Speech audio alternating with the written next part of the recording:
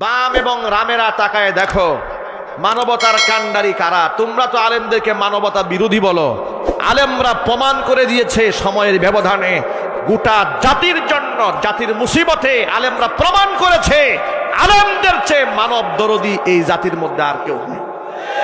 কথা একটু জুড়ে বলতে হবে, ঠিক কিনা? আজ সুন্নাহ ফাউন্ডেশন একা যে ত্রাণ নিয়ে তাদের দরবারে হাজির হয়েছে, গোটা বাম রাম তথাকথিত নারীবাদী আর মানবতাবাদী গোষ্ঠী সহ মিলেও এর শতভাগের এক ভাগও হবে না। আল্লাহু আকবার বলে। আলেমরা মানুষের আস্থার জায়গা ইতিমধ্যে অর্জন করেছেন। আস্থার জায়গা আগেও ছিল, কিন্তু আফসোস এই দেশে কাফেরদের লালিত সরকার আলেমদের অবদান মিডিয়াতে কোনোদিন তুলে ধরে নাই। আমি কি অসত্য কথা বললাম নাকি? আজ সুন্নাহ ফাউন্ডেশনের মাধ্যমে সিলেটের বন্যা দুর্গত মানুষের পাশে, উত্তরবঙ্গে দুর্গত মানুষের পাশে যে পরিমাণ ত্রাণ, শত শত টন চাল গম খাবার পৌঁছে দিয়েছে, এটা আগেও দেয় নাই? দিয়েছে। জাতীয় মিডিয়াতে প্রচার হয়েছে? না না, জাতীয় মিডিয়াতে এগুলো প্রচারিত হবে না। জাতীয় মিডিয়াতে কি প্রচারিত হবে? প্রচারিত হবে সারেগামা পাদানিসা গাইয়া জামা খুলছিল কে?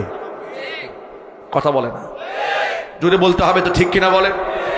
কারা মহিলা চ্যাম্পিয়নশিপ নিয়ে আসছে, হাফ প্যান্ট পরি মহিলারা বিরাট কাম করে নিয়ে আসছে, এটা জাতীয় টেলিভিশনে হাইলাইট করা হয়েছে। আমরা বিগত জীবনে আলেমদেরকে বাঁকা চোখে দেখার যে কালচার এই দেশে দেখেছি, বৈষম্য বিরোধী ছাত্র আন্দোলনের মাধ্যমে ওই সমস্ত একরোখা কানা দাজ্জালি সমাজ ব্যবস্থার পতন ঘটেছে।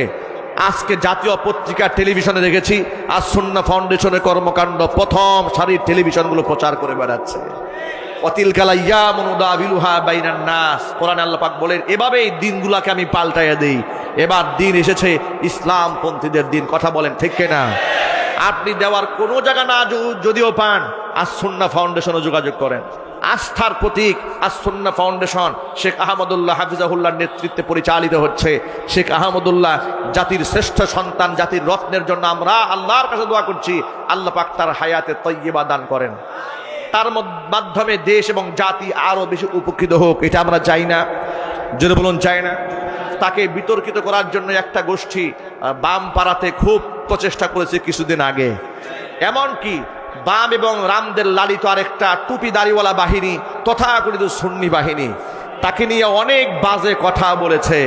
আজকে দেখলাম হঠাৎ করে ওদের মুখ শুকায় গেছে। কথা বলেন, ঠিক কিনা?